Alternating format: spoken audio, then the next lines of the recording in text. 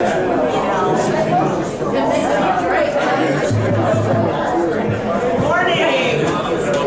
So much energy, and yet it is 10:02.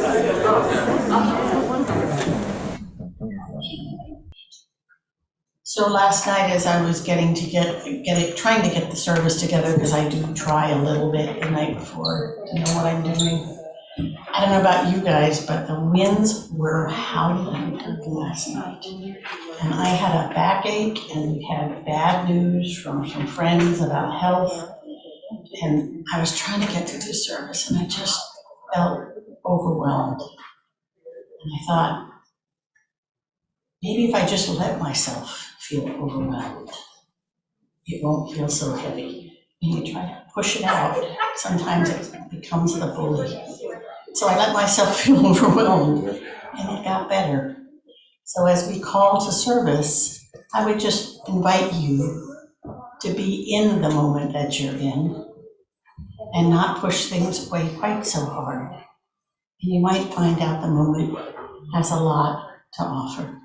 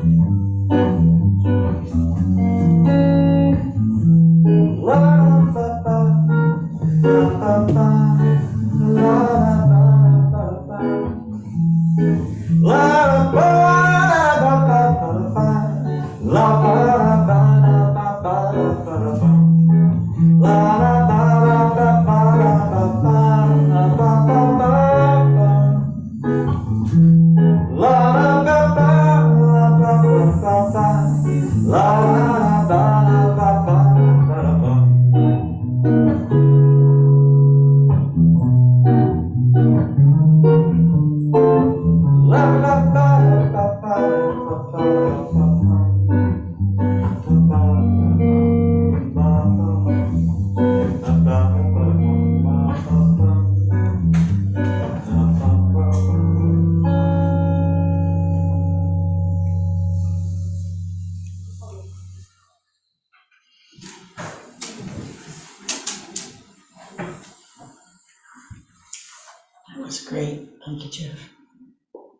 Good morning. Welcome to the Unitarian Universalists of the Chester River. Welcome visitors, members, friends.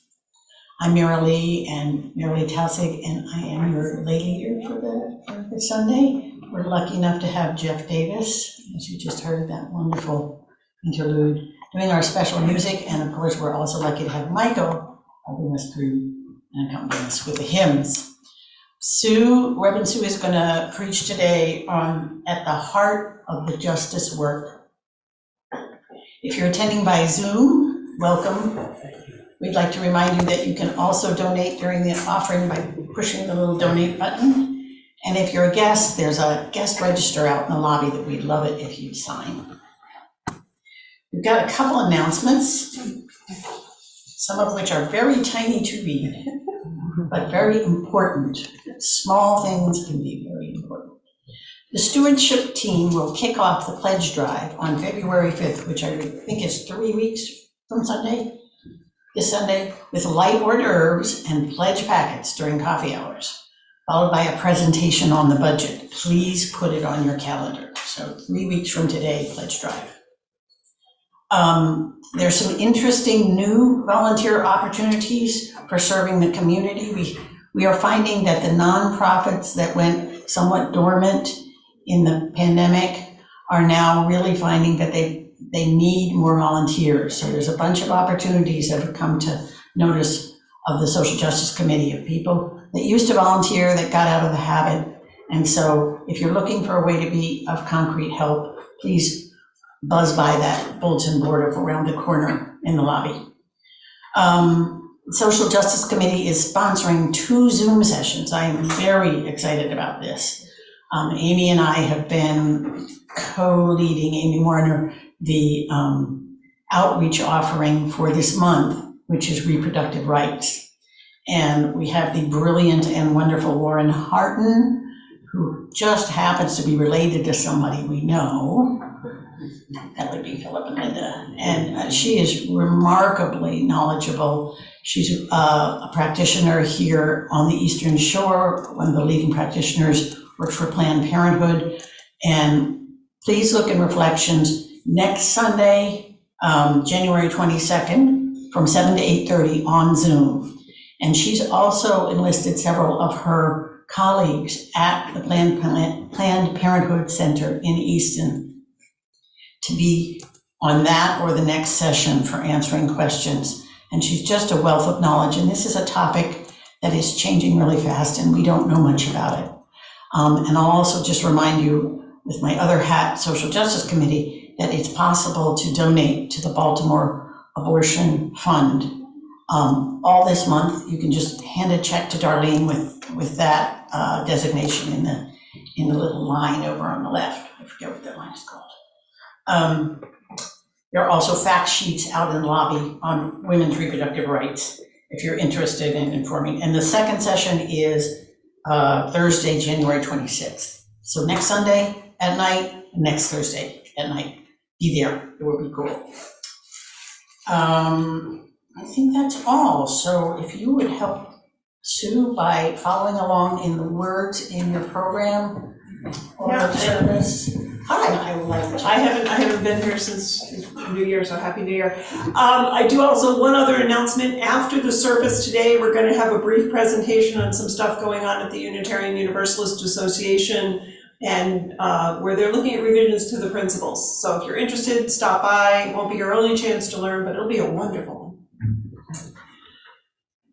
As we breathe deeply and do what so many Unitarian Universalist congregations around the country and the world are doing on Sundays, we light our chalice. Please join me in the words in your order of service. We light this chalice as a symbol of the light within all creation. We light this chalice for truth. May the search for truth be with us always. We light this chalice for love. May the love for others be strong in our hearts. So in a moment, we will have our first hymn, but on Martin Luther King weekend, we do sing Lift Every Voice and Sing And I do so very aware that we are a congregation that is predominantly identifies as white. It's an important hymn not only to learn how to sing well, to be part of broader communities, but it's an important hymn to know the history. Lift Every Voice and Sing is often referred to as the Black national anthem, and it started out with a leader from the NAACP back in 1900. He and his brother composed the music, and 500 school children, picture 500 kids, at a segregated school in Jacksonville, Florida, sang the song. And the song was initially sung in honor of Abraham Lincoln's birthday. But then as it came into the 20th century, the lyrics people found really captured a lot of what was going on in the civil rights movement. And it talks about an invocation and inviting God into the work and to lift up liberation and the promises of freedom. Ultimately, the NAACP used it as a rallying cry to get folks together. So I invite everyone to sing. Michael will give us a bit of an intro, and I invite our singers to keep us going. It's some heavy lyrics and some important lyrics. So with honor and grace, I invite us to stand for Lift Every Voice and Sing. It's 149.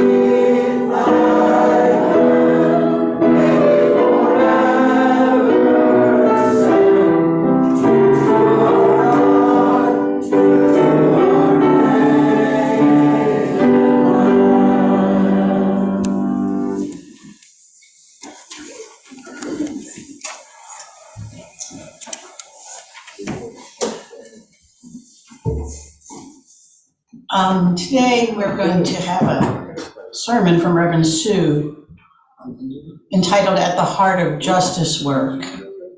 And Sue and I talk, which we usually do every week, to figure out if we can kind of pull it together. And she talked about common sense. And she offered me some words that she'd shared with Easton last week, and they're about a mustard seed. Has anybody ever seen a mustard seed? Anybody here gardeners? Anybody here plant from seeds? You know how tiny they can be? I mean, your breath can blow these things away, lots of seeds. And every time we plant them, we don't think they're gonna get that big. It just seems unbelievable. Sue shared these words from the Gospel of Matthew last week, and I share them with you too. He put before them, he being you know who, another parable. The kingdom of heaven is like a mustard seed that someone took and sowed in his field.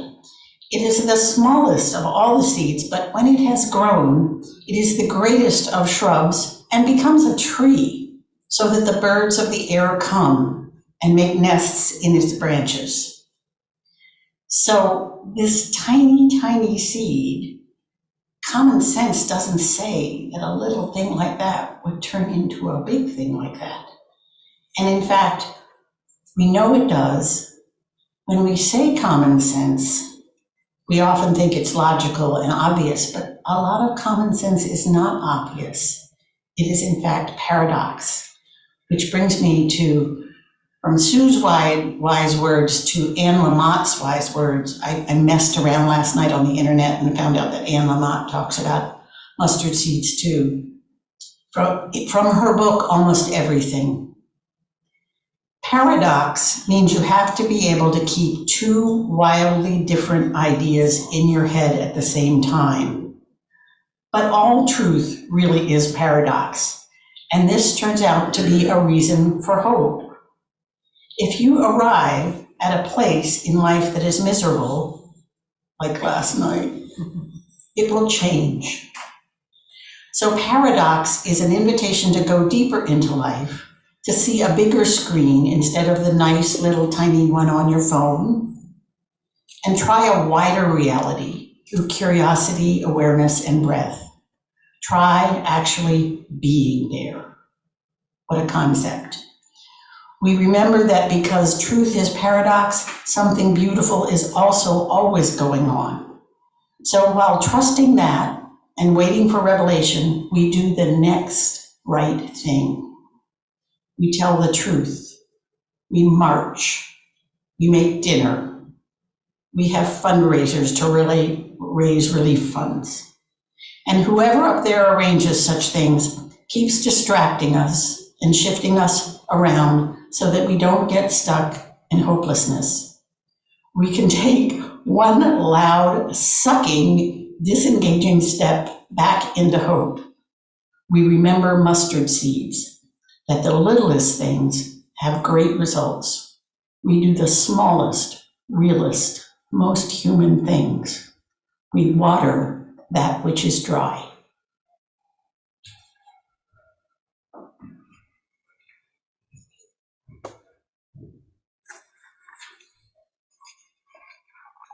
I invite us all now into a time of reflection, a time of centering.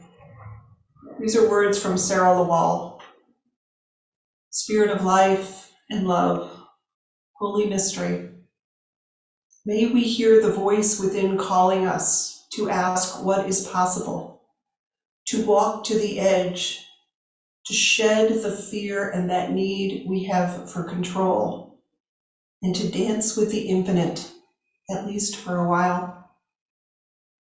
May we set down the list of wrongs and hurts and see the obstacles as invitations for innovation, beckoning our creativity.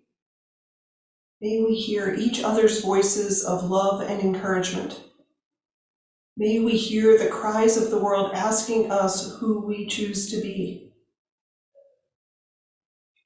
May we be vessels of comfort and compassion. May we be vessels of hope and healing. May we be vessels of peace and justice. And may love prevail. Through the journey, through the whole journey, may love prevail. Amen.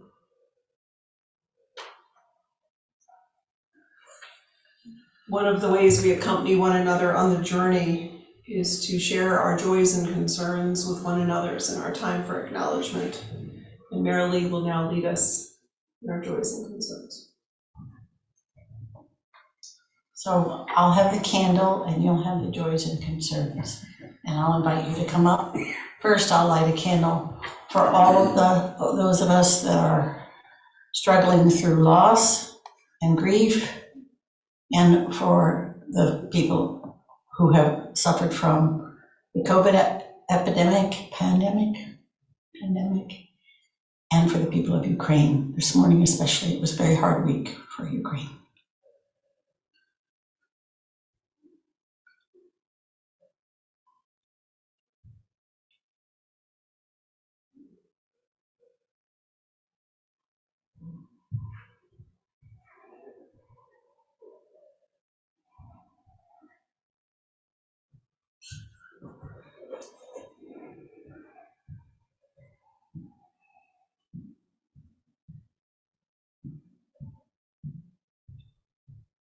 I was at a funeral yesterday for the 22-year-old eldest son of some dear friends who, like a lot of young people, had struggled with anxiety and depression and drugs for a long time.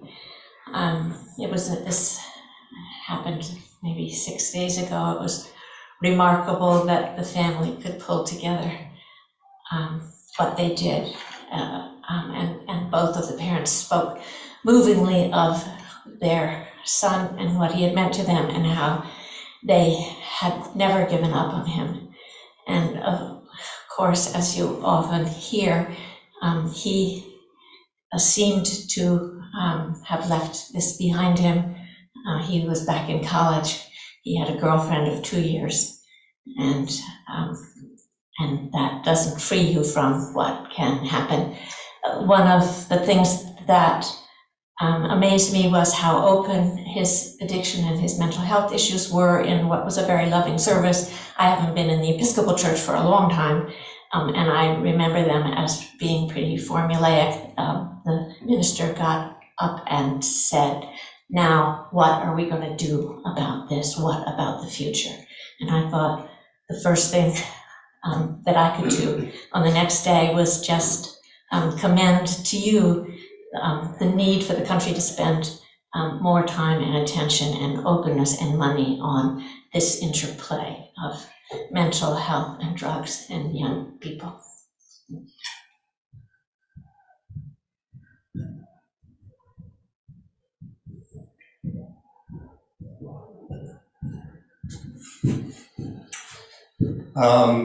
Unitarianism and many other people lost a wonderful friend this week, Del Tweedy. I don't know if Guy and Jerry, you knew that he had passed this week or not. We met Del and Sally Tweedy at Mainline Unitarian Church. They worked tirelessly for Unitarianism wherever they lived in their lives, and they were married for 70 years, those two. Del and Sally had a home in Rock Hall, and they actually attended UUCR several times. As a matter of fact, every morning when I had my coffee, I put my coffee on a little rustic stool that Del donated to the auction here many years ago, and I bought that stool from him. He built with his family a compound of cabins up on Bear Mountain in Pennsylvania, and was there many weekends, and I would have the privilege of spending a weekend with him there as well. Del got a PhD in chemistry from the University of Illinois and was actually a rocket scientist. He worked for the U.S. Chemical Corps, and he worked for GE Space Division and worked on all of the major Apollo Voyager flights. he will really be missed, and was such a wonderful guy.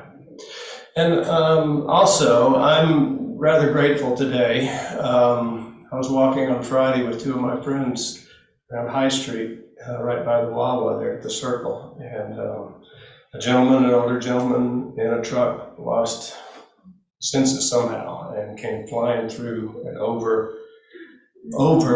right straight through that traffic circle, proceeded up High Street and T-boned another truck. And both he and the other gentleman were flown to medevac over to shock trauma. But as I sat there and watched it, he could have just pulled right over and taken us out. And it just made me think about how life can change just like that.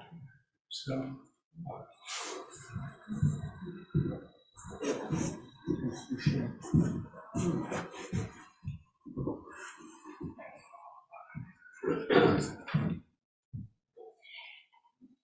This is just something that came to me this morning, although I've thought of it often too over the years. After many years of looking for a faith community and finding this one, for which I'll be forever grateful, this morning's words really touched me, that we can look to someone like Jesus of Nazareth, who needs to be named, and Annie Lamott, and Buddha, and so many sources as we search for our truth and live it. I'm just very grateful for that.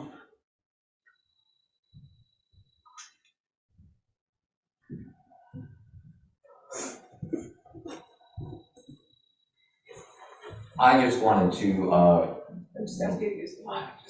I just wanted to let everyone know how thankful I am today. My mother-in-law and my wife were both struggling with COVID at the beginning of the month, and they are doing fantastically well. And I just wanted to share how thankful I am for the return of their health.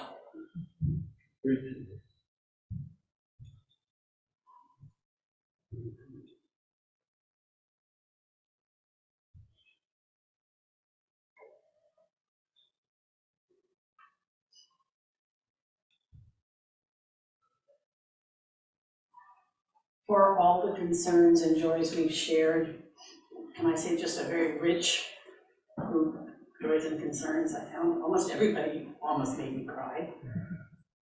And those we hold in our hearts. Let's have a moment of silence.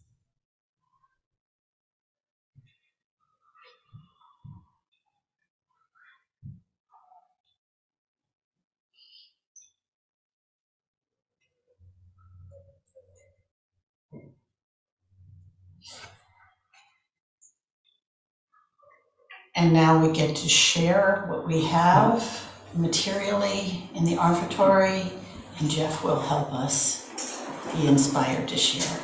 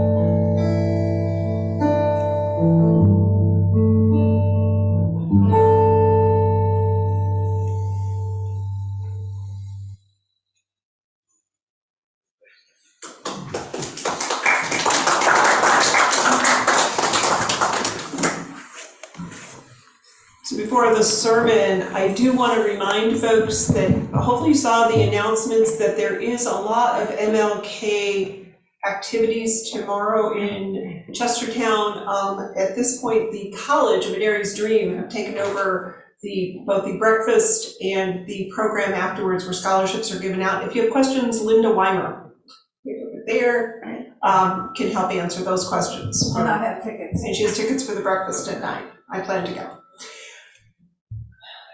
So we are already 2 weeks into 2023. And as the schedule worked out, today's the first time I'm in the pulpit. So as I said earlier, Happy New Year. But what's amazing to me is that it has only been 2 weeks. In just 2 weeks, we have had news of massive flight delays and air traffic debacles, devastating floods in California, a 6-year-old bringing a gun to school and shooting the teacher, a football player who went into cardiac arrest during the game. We've had personal losses. I've heard a lot of folks that are dealing with a loss, maybe immediate family or that one slight layer out, and it hurts. And there's this cloud of COVID that just seems to hang over us. We were getting calls today of greeters who wouldn't be there in different places. Most people are, everybody's gonna be fine, it's sort of, but it interrupts our lives. And it was just last week that we watched the House of Representatives select a leader. Our democratic system is built for many opinions and vigorous advocacy in the name of the change. But yet something seems to be pushing the limits beyond its design. The world, I don't know, it somehow feels twisted. Something feels both so much, too much, and not enough, all at once. So there may be 3 truths we have to hold merrily, not just so many. But as I say this, I think it's really important that we keep some perspective and think about our ancestors. If I think about the ancestors, both the recent ones, my parents, my grandparents, and then the way, way back ancestors, generations and generations back, they've all faced a world with complex, interconnected challenges. They faced disease, famine, wars, personal hardship, power-crazed leaders, hierarchies, and oppression. We are not the first. Our ancestors, in so many ways, they tried to warn us. They tried to support the next generations by passing forward their wisdom. For some of us, it's our turn to also be doing that. We have the stories and parables, and the story of the mustard seed is a parable to imagine what that would be. What I don't think they anticipated when they wrote the parable is that it might end up looking like this. In plastic jars, one of which you now keep upside down. Somebody thinks that's a good idea. Even through all the changes, we have been warned. And religious traditions, we are grounded in these many, many lessons, these many common sense lessons.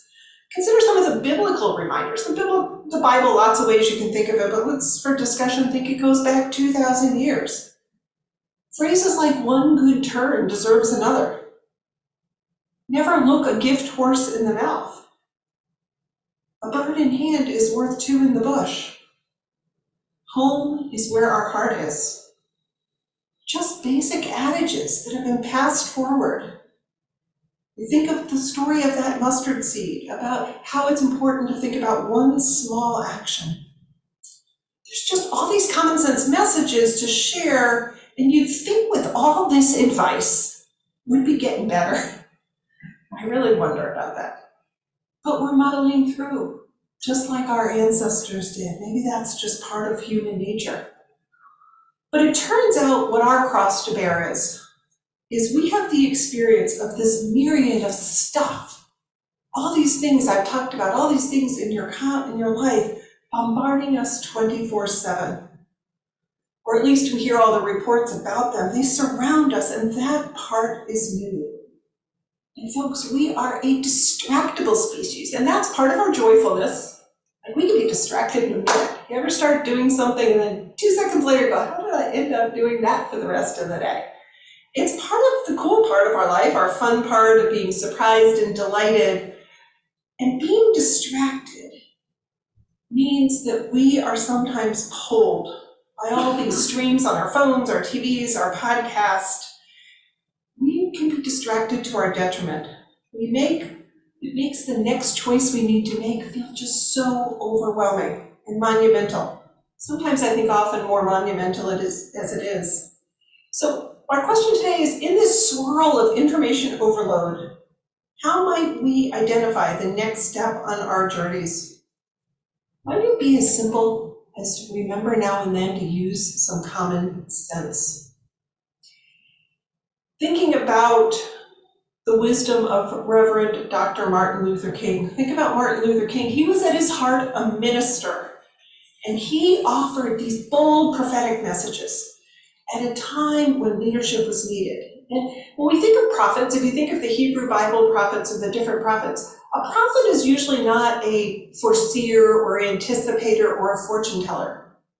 The power of being a prophet, back through the traditions, and I think was true for Martin Luther King, is they are astute observers of what is actually happening, who's being harmed, what the path out might be, and then they can reduce it to common sense language, the simplest of terms describing deep challenges of their time. King was like that. He understood that the goal out there was justice. The reality was we weren't there, and he had the power to help folks see their next steps with some hope and with a reality check of how hard it might be. Consider some of his most basic observations that were integral to the civil rights moment. Here's one of them. The time is always right to do what is right. He needed commitment. He was trying to get folks to follow him, and he needed them to hear a core reality, that there was never going to be some perfect time of alignment, and folks needed to limit the excuses for delay. The time is always right to do what is right. Might that guide you this year? Another phrase, injustice anywhere is a threat to justice everywhere. He was capturing the reality that we all experience this racism and inequality differently. It was not the same for everyone day to day, but we were all being harmed. It put justice as the goal, and it said we needed to measure ourselves because we were all being harmed. A final simple lesson. We must accept finite disappointment, but never lose infinite hope. Common sense there was just going to remind everyone that nothing was going to come without a price. That's true in our lives. It's true as you're doing all sorts of justice work, but it's true in other little things in our life as we make that next step. It won't be perfect. There's going to be failures and restarts, but you needed to believe in what could be done. Time and again, when the planning got complex, the risks were high, the pushback demoralizing, Dr. King led from basic truths, and he led from a spiritual center. The world was overwhelming there too. He didn't have a cell phone, but it was overwhelming. But he helped people cut to the chase. And I think a common sense approach does that. It strips out all the fancy language that we're tempted to use. It gets rid of complex rationale, analysis, and debate, and relies heavily on experience. It says that value we have as Unitarian Universalists of trusting our own experience is a good guidepost, and it also says, don't be afraid of intuition. Makes sense. When you grab a child's hand, they're running in the street, it makes common sense to stop them. You don't need to overanalyze it. It doesn't ignore logic and reason, but common sense gets to the essence in a direct way. So we know MLK did that, but he was also far from the first. There's many examples in history, but we often forget to turn to the basics. So I want to consider one other lesson from history. Way back, right before they were signing the Declaration of Independence, and I don't know precisely how far, I'm sure there's historians here who can explain that part, but there was ambivalence. Should we try to break away from England or not? Britain, however you want to think about it. Did we have enough organizational power in the country? Was there enough, frankly, will to do it? Leaders were debating, philosophical, strategic, financial debates all over the place. You can picture the academic circles, the military circles, they were all debating it. And here comes this guy, Thomas Paine. He was a partner of Benjamin Franklin's, and he wanted the break to happen. He really wanted the US just to make, it wasn't the US quite at the time, but just to make this split off, and he wanted a democratic republic. So what he did was he wrote a pamphlet. It was actually sort of a short book. It's like 67 pages or something. What it ultimately was called was Common Sense. And it was written to appeal to the everyday person, the farmers, the folks that were out there, the families. You needed to make the women as well as the men, people had to understand that there were some benefits to doing it. And he got down to the brass tacks. And that's what common sense is. What's interesting is the most common definitions of that is common sense is defined as what makes sense to most people. It's common sense if you have something hot in the oven, you use oven mitts or pot holders to get it out of the oven. You're going to turn in traffic, you put it on a signal. We hold the hand of that child in a crowd. It all sounds simple enough, and at times we forget. Do you ever get a pan out of the oven? You put it safely on the place that can handle hot surfaces, put your hot pads down, and then just 2 minutes later, go and move that pan 2 inches? How many people have ever done that? It's still hot, and now you don't have the hot pads on. So we need both common sense and we need to be paying attention. It's good to do both. But I also want to reflect a little bit on the definition of common sense. Because if it's what most people believe, in our polarized country, I think there is a growing gap on what is common sense to some and not to others. I think that bucket of what makes common sense is narrowing some.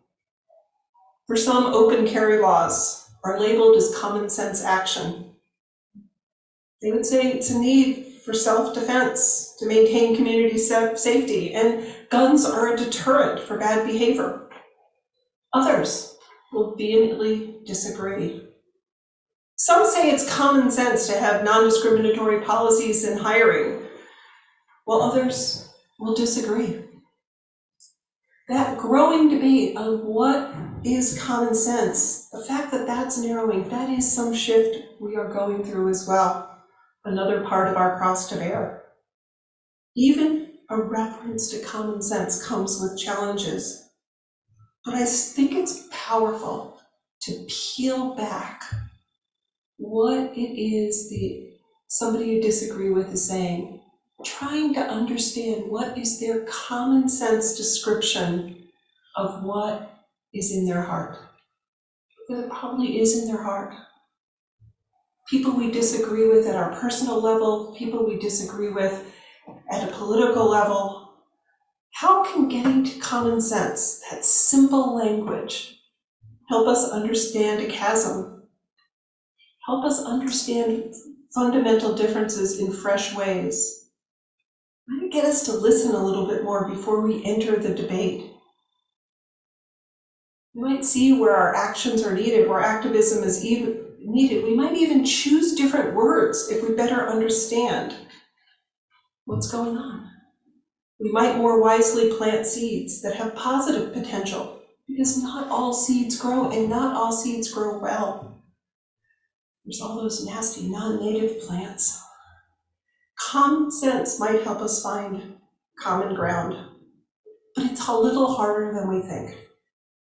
I love the quote, "Knowledge is knowing that a tomato is a fruit. Wisdom is knowing not to put it in a fruit salad." And then I've also wondered, why are we always talking about whether a tomato is a fruit or not? Why do we even let that take up a nanosecond of our time? We debate and chew on so much that doesn't really matter. I think part of it is common sense can leave us uneasy. And what if we don't look good? What if we need more facts? We need more ways to prove our point. We need more data and knowledge. We need to read more online postings. We need to search. We gather these details, I think, afraid we'll miss some important nuance. But sometimes does that hold us back from acting in a timely way? In Martin Luther King's word, is it the right time? Because I think common sense helps us remember that that next step is often intuitive. It's that small action we know we should take. In the mustard seed parable, it's the reminder that small seeds can land and, if tended, can do big things. But it takes that chance of doing the planting. And however you think of all of this, whatever's going on, whether the common sense is resonating today or different things, one thing I think we all know is before the next step, it's not as much that we dive in, but that we take the time for an intentional pause of reflection. There's an author and an activist, Valerie Carr, she's from the Sikh tradition, and she shares these words. I believe that deep wisdom resides within each of us. Some call this voice by different sacred names: Spirit, God, Jesus, Allah, Om, the Buddha nature, or Thara. Some think of this voice as the intuition one hears when in a calm state of mind. Whatever name we choose, listening to our deepest wisdom requires disciplined practice. The loudest voices in the world right now are the ones running on the energy of fear, criticism, and cruelty. But I must not lose myself at the feet of others. My most vigilant spiritual practice is finding the seconds of solitude to get quiet enough to hear the wise woman in me. You can imagine Dr. King helping us process these words.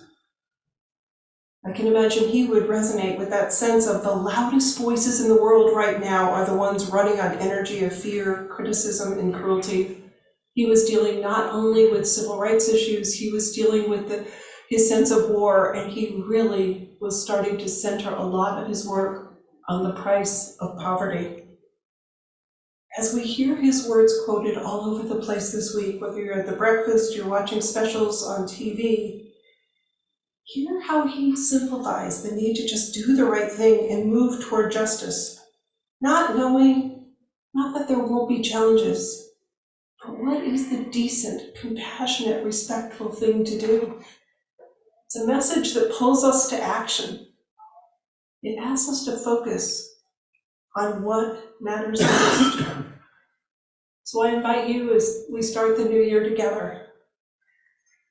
What are you hearing in those quiet moments that might open up hope and joy? How do we return and focus on basics? Maybe the advice for 2023 is just this simple. Plant wisely, tend to what needs care, share when possible, and use common sense. Blessings as we enter the journey of this new year together. May it be so, and blessed be. Our final hymn is putting us a little bit in that space. It is hymn number 1008 in our teal hymnal. Please rise.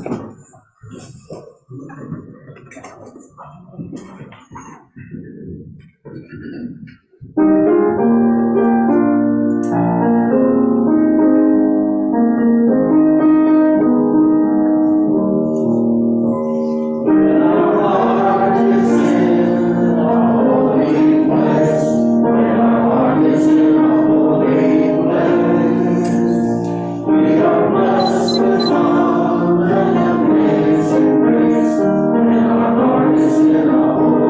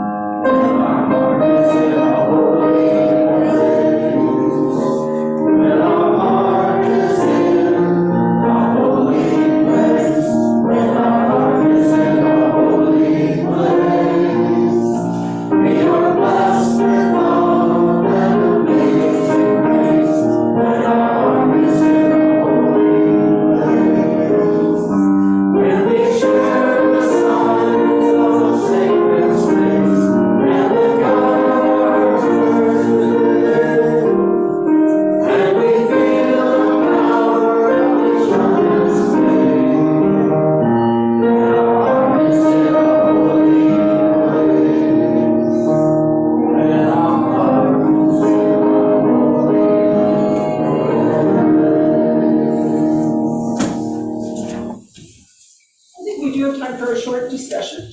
Discussion.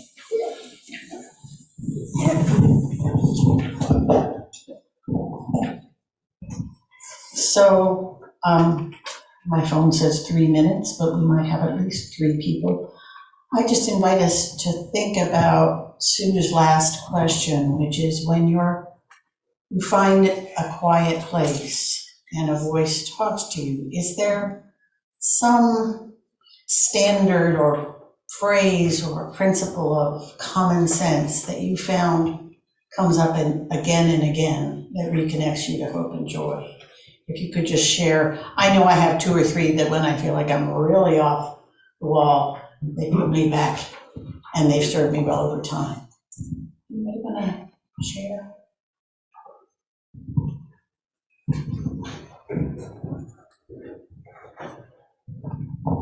This is just another, I think this was a quote from Martin Luther King, which is the arc of justice moves, no, the arc of history moves toward justice, and that kind of helps me sometimes.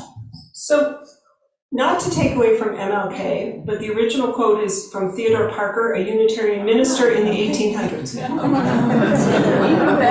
Obama put it on his rug in his office. And I think he also mentions in that quote that the arc is long. Yeah. This isn't exactly a thought, but a habit I find now that I'm 80, and I could definitely get frazzled more easily and need to scale back. What helps is turn off, don't look at the inbox over the weekend. If you've got your overwhelmed by information, stop. Wonderful. Any other common sense stories that came forward? The divine is a galaxy of loving feelings.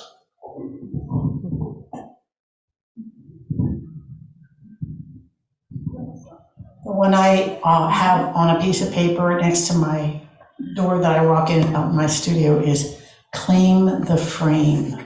Don't let other people define what's important. What makes sense. So as we think through what makes common sense, I'm going to offer our closing words. We're then going to extinguish the chalice and sing our benediction. Then I'd ask everyone to stay seated as we hear our postlude and have some time for reflection as Jeff plays our final music. Our closing words are from Richard Gilbert. As we leave this community of spirit, may we remember the difficult lesson that each day offers more things than we can do.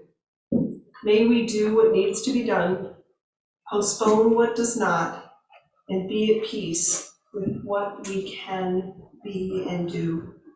Therefore, may we learn to separate that which matters most and that which matters least of all. I invite us to close with these chalice lighting words together. We'll extinguish our chalice. We extinguish this flame, but not the light of truth, the warmth of community, or the fire of commitment. These we carry in our hearts until we meet again.